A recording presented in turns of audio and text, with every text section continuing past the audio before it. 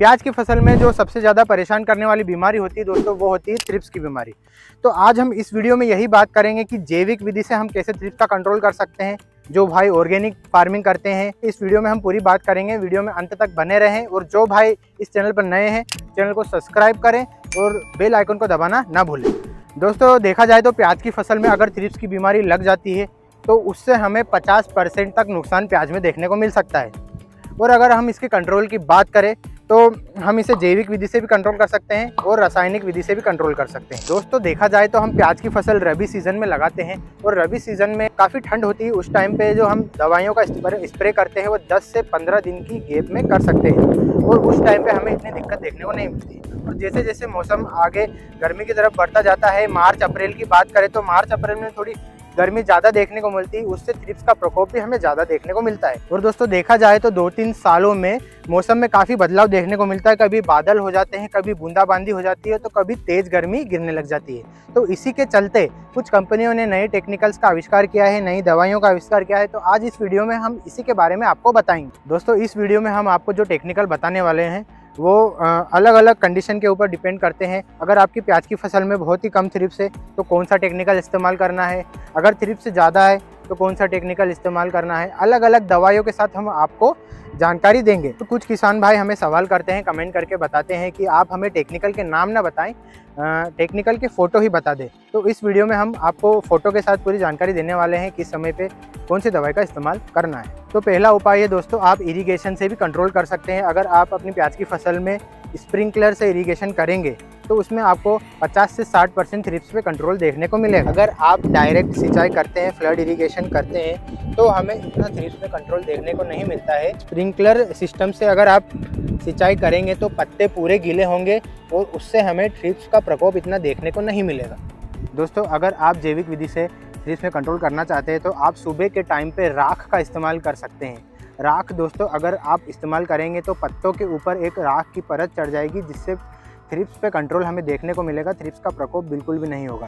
और साथ में अगर आप स्प्रे करना चाहते हैं तो नीम ऑयल का स्प्रे कर सकते हैं, जिसका रिजल्ट बहुत ही अच्छा देखने को मिला। अब दोस्तों बात कर लेते हैं प्याज की फसल में रासायनिक विधि से थ्रिप्स का कंट्रोल कैसे किया जाए। तो अगर आपकी प्याज की फसल बिल्कुल नई है, 20 से 25 दिन आपकी प्याज की फसल को हुए हैं और आप इसमें पहला स्प्रे करने जा रहे हैं, तो आप अल्फा मेथ्रीन का इस्तेमाल कर सकते हैं, जो बायस्टेट कंपनी के स्टॉप के नाम से आता है। ये बहुत ही अच्छा टेक्निकल है दोस्तों, प्याज की फसल में इसका बहुत ही अच्छा रिजल्ट देखने को मिला है।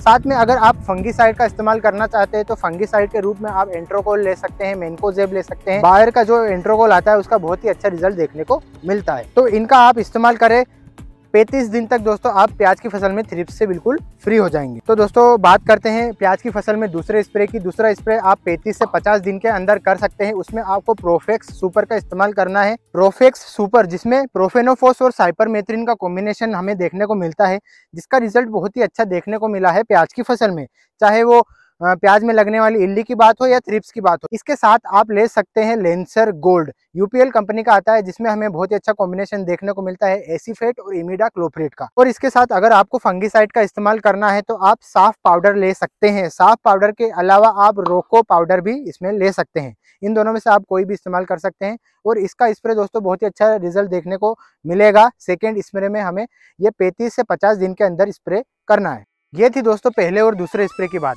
अगर आप अपनी प्याज की फसल में अच्छा रिजल्ट देखना चाहते हैं तो आप अपनी फसल में अच्छी नमी बना के रखें, क्योंकि अगर आप सिंचाई कर दोगे उसके बाद अगर स्प्रे करोगे तो अच्छा रिजल्ट देखने को मिलेगा। और दूसरी बात, आप जब स्प्रे करें तो पहले स्प्रे में आप पूरब से पश्चिम की दिशा में स्प्रे करें और दूसरे स्प्रे में ट्राई करें कि पश्चिम से पूरब की दिशा में स्प्रे करें। अब बात कर लेते हैं दोस्तों तीसरे स्प्रे की। तो तीसरे स्प्रे में आपको आते आते कुछ बातों का ध्यान में रखना पड़ता है।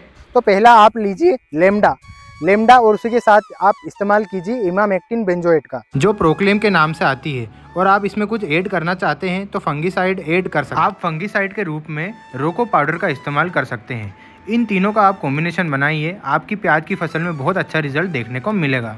अब बात कर लेते हैं दोस्तों प्याज की फसल में चौथे स्प्रे की, क्योंकि आपको 75 से 80 दिन के अंदर करना पड़ता है और इस टाइम पे दोस्तों बहुत ही ज़्यादा गर्मी देखने को मिलती है। तो आप इसमें इस्तेमाल करें थायामिथोक्सोम, जो कि एक्टारा के नाम से मिलता है। इसी के साथ आप पॉलिश, घाटा कंपनी का पॉलिश का इस्तेमाल कर सकते हैं, जिसमें फिप्रोनिल और इमिडाक्लोप्रिड दोनों का आपको कॉम्बिनेशन मिलता है। फंगीसाइड के रूप में आप एमिस्टर टॉप का इस्तेमाल कर सकते हैं या फिर बायर कंपनी के नेटिवो का इस्तेमाल भी कर सकते हैं। इन दोनों में से कोई सा एक उठा के आप फंगीसाइड का इस्तेमाल कर सकते हैं।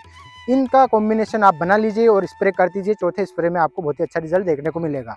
अब दोस्तों बात कर लेते हैं 5वीं स्प्रे की। अगर आपकी प्याज की फसल में बिल्कुल भी थ्रिप्स से कंट्रोल देखने को नहीं मिल रहा है, थ्रिप्स का प्रकोप इतना ज़्यादा बढ़ गया है कि किसी भी दवाई से असर नहीं पड़ रहा है, तो आप इन दवाइयों का इस्तेमाल कर सकते हैं। पहली है डाव कंपनी की डेलीगेट। डाव कंपनी की डेलीगेट और इसके साथ आप फंगीसाइड का इस्तेमाल करें तो आडामा कंपनी की कस्टोडिया, ये दोनों दवाइयों का कॉम्बिनेशन बनाइए और स्प्रे कर दीजिए। आपकी प्याज की फसल में बिल्कुल भी थ्रिप्स नहीं बचेगी। और अगर आप पानी का इस्तेमाल ज़्यादा करेंगे और जैसे जैसे आपकी प्याज की फसल छोटी से बड़ी होती जाती है, उतना धीरे धीरे आप स्प्रे करें। जितना धीरे आप स्प्रे करोगे उतना अच्छा आपको रिजल्ट देखने को मिलेगा। तो कैसी लगी दोस्तों आपको प्याज की जानकारी, हमें कमेंट करके ज़रूर बताएं। कमेंट सेक्शन आपके लिए पूरा खाली पड़ा है, आप हमें कमेंट ज़रूर करें। और आपको जानकारी के लिए बता दें कि हम इंस्टाग्राम पे भी छोटी वीडियोस के थ्रू किसानों को जानकारी प्रोवाइड करते हैं, वहाँ भी आप हमसे जुड़ सकते हैं। 25,000 से ज़्यादा लोग हमसे जुड़ चुके हैं। तो आपको अगर इसकी लिंक चाहिए तो डिस्क्रिप्शन में आपको प्रोवाइड कर देंगे। ऐसे ही हमारे साथ बने रहें। जय जवान जय किसान।